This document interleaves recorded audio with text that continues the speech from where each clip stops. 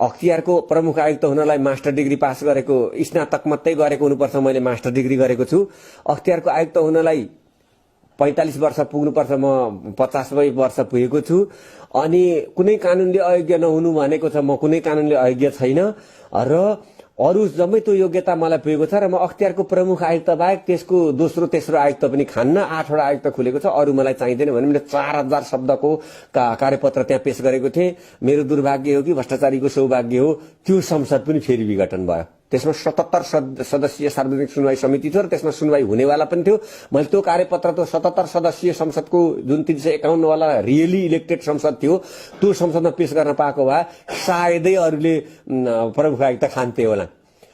मैले त्यसमा के लेखेको छु भने 2 देखि 3% भ्रष्टाचारीले त कि देश छोड्छन् कि भ्रष्टाचार छोड्छन्। म प्रेम सञ्जेल भ्रष्टाचारको प्रमुख आयुक्त भएको 24 घण्टाभित्र कि देश छोड्छन् कि भ्रष्टाचार छोड्छन्, फेरि गर्दैनन्।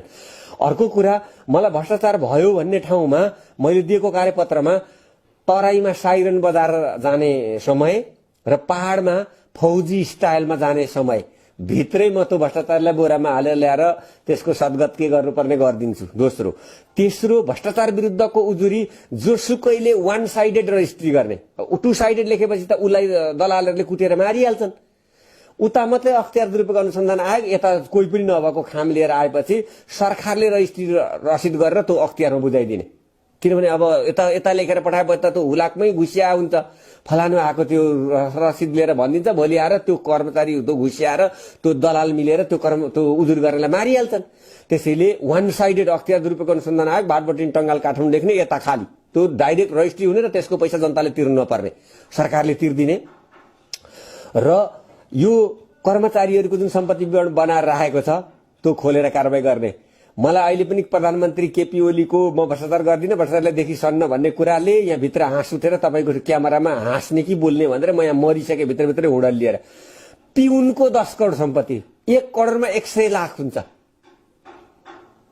1000 लाख पिउनसँग छ प्रधानमन्त्रीजी।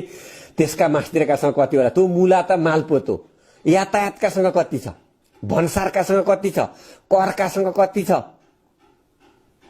अनि तपाईहरुले त्यो गफ छाटेको कुराले एकदम जनता हाँसेर मुरमुरेर बसेका छन्। यसपटक जुन जनताले भोट दिएका छन् त्यसको दुरुपयोग नगर्नु होला।